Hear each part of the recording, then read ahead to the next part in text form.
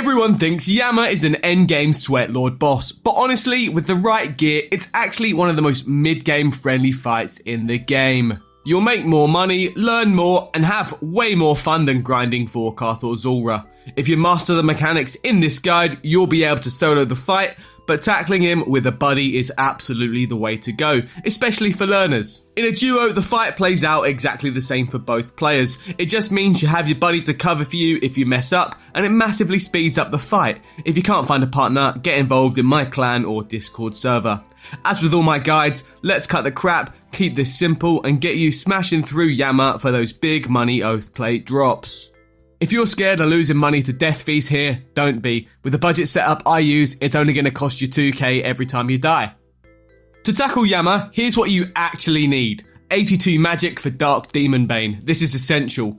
This spell absolutely shreds him, especially when you slap Mark of Darkness on top. A Kingdom Divided will give you everything you need for your spells, so if you've done that, you're sorted. Melee stats are honestly not a huge deal, you'll only be using them in the little intermission phases. Above 80 attack and strength is totally fine. 70 plus defense will stop you getting folded instantly and helps you wear some decent armor. Prayer always helps too. If you've got 77 and Augury, amazing, but 63 and Mystic Vigor from Royal Titans is more than enough to learn this boss. Moving on to gear, the only thing you absolutely need for this boss is a Purging staff. They're under 15 mil right now, which is insane value considering how much you can make here. Bring a Book of the Dead for Thralls. Thralls can make or break the final stage of this fight when you're really flapping. You'll also want a melee weapon for the intermission. A whip is totally fine. For your spec weapon, an Accursed Scepter is great for lowering the boss's defense. But if you don't have one, just dump the specs from your Purging staff. For the rest of your setup, just stack your magic damage bonuses. I've got a full budget, learner and baller setups in the description. For the sake of the demo, I'll be wearing Bloodbark, nice and cheap. Inventory wise, grab a rune pouch with fire, cosmic, soul and blood runes. That'll cover Demon Bane spells, Mark of Darkness and Thralls. Bring 2 Sandfew serums, 5 super restores and fill the rest of your inventory with the best food you've got. Combo eats are optional. I like to keep it simple when I'm learning. If you're unsure, just copy my setup here and make sensible adjustments depending on your budget. Here's the advice that's going to get you that first kill. Use the right prayer, stand on the right glyphs at the right time, kill the extra spawns and avoid the crap on the floor. Manage that and you definitely won't be getting any speedrun combat achievements, but you probably won't die. Remember to use Mark of Darkness and keep it up at all times, or you'll be doing super slow damage. Thralls are nice to keep up whenever you can too. This fight has 3 phases, all using fairly similar mechanics. Phase 1 and 2 are all about standing on the correct glyph at the right time, praying the correct style, avoiding the fire and shadow hazards, and killing the void flares. Phase 3 has most of the same mechanics, but instead of running around and standing on glyphs, you'll be avoiding the falling fireballs. Each phase is separated by the Judge of Yama intermission phase, where you'll hop across stones, dodge more fireballs, then smack the judge with a mix of magic and melee depending on what's active. Now, let's break down each phase in proper detail so you know what you're doing. Phase 1 is all about glyph timing and positioning your character strategically. Stay out of melee range at all times or you'll get spanked pretty hard. His auto attacks will switch between magic and ranged. To identify the auto attacks, it's the little finger snap with the shadow or fire flare around his hands. They can also poison you, which is why we've bought the Sandfew serum. Make sure to use that if you get poisoned. The fire attacks are magic based and the shadow attacks are ranged. He'll switch styles every time he uses one of his glyph special attacks, which we'll go over shortly. Quick tip, at the start of the fight, and if you forget, you can tell which prayer you're going to need to be using. It's always going to be the opposite of the next special attack that's due. If you're preparing for a black shadow glyph special, you should be praying mage. If you're preparing for a red fire glyph special, you should be praying against ranged attacks. Around Yama's arena are 6 glyphs. In phase 1 and 2, he'll alternate between a shadow and fire based special attack. The attack he does first will correspond to the glyph that's closest to the throne. If he's doing a shadow special, stand on the black glyph. If he's doing the fire special, stand on the red glyph. Don't stand on any glyphs too early. Step on them when the spec animation starts. Early activation means death. If you're doing this in a duo, only one player needs to activate the glyph to make you both immune from the attack.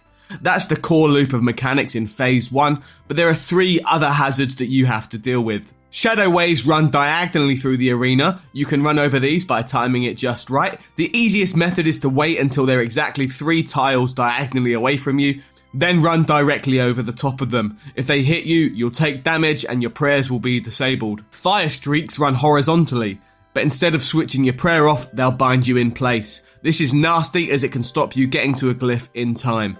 There's no special technique to avoid these, just get out of the way. The final mechanic in Phase 1 is Void Flares. The best thing for learners to do is just kill them immediately. You have 15 seconds or they'll explode, damage you and heal Yama. If both explode, be prepared for a wipe. Deal with all of this crap until Yama's around 66% HP and you'll trigger the first intermission phase, meet the Judge of Yama. You'll be teleported to the end of a deadly hopscotch arena with this little Yama gremlin on the other side launching fireballs at you. Your goal is to skip to the other side, avoid the fireballs, and kill him according to his active prayers. Every few ticks he shoots out fireballs that can hit up to 30. You need to get across the skipping stones as fast as possible to avoid damage and get back on the boss. There's no delay between jumps, so you can get across super quick. If you spam click and hit all of your jumps clean, you'll make it across before he throws his third attack. But don't worry, there's no real penalty for being slow. Once you hit the final stone, the judge will start casting a new fireball attack. It hits the tile you were last stood on, so when you see him cast it, simply move out of the way. A trick I often use if I don't want to pay full attention is just to keep moving. This is where we need to pay attention to his prayers, and why we bought the melee weapon. Switch between mage and melee according to his prayers to get him damage down and get back into the main arena for Phase 2. A nice little bonus tip, if the fireball lands under him, it chips him for a nice little bit of damage. If you're good at getting sweaty with it, you can use this to your advantage, but it's not a big deal. Phase 2 is basically Phase 1 on crack. The first thing to know is that Yama resets to melee mode. Hit him with a spell immediately to stop him chasing you around the arena. Hitting him locks him in place and allows you to just deal with the mechanics without having to worry about getting slapped by his melee attacks. Most of this is the same as Phase 1, but there are some key differences you need to know. Instead of one shadow wave drifting around, you get 2 at a time, and they bring a whole squad of fire streaks with them. You know what to do here, don't stand on the spicy tiles. Keep using the techniques we learned in Phase 1 to dodge the shadow wave. The real threats in this phase are his 2 upgraded specials. Meteor Strike is a brutal one-hit KO attack. You'll see a massive meteor falling from the sky and your run energy will be turned off. You can avoid this attack by being 4 tiles away from the centre, but with no run energy, this isn't happening. Camp near the red glyphs whenever this attack is due and trigger it at the right time to avoid all damage, just like Phase 1. Shadow Stomp is less lethal, but still a pain if you don't avoid it. Yama slams the ground and sends out a Shadow Blast. This one can smack you for up to 60, root you in place for 2 ticks, and drain your prayer. It's more of an annoying mechanic than a lethal one, but definitely worth avoiding.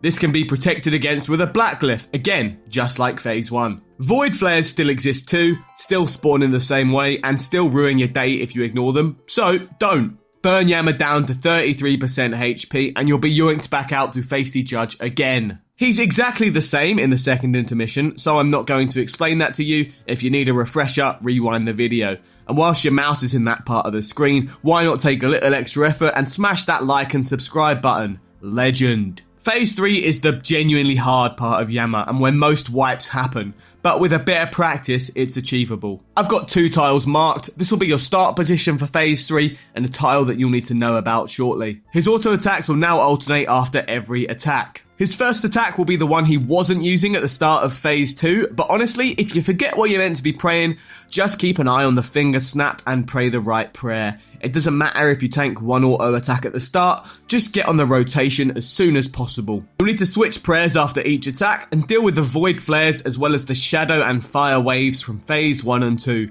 This is all pretty much the same, however you'll notice that there are no glyphs anymore. This mechanic has been replaced by the only really tough mechanic in the fight. It's called Shadow Crash, the 3 fireball line attack. He uses this whenever you're not standing in melee ranged, and you should never be in melee ranged, so he's going to be using this lots. Here's the breakdown. 3 fireballs drop in a line on you. You need to react and move at a 90-degree angle to that line.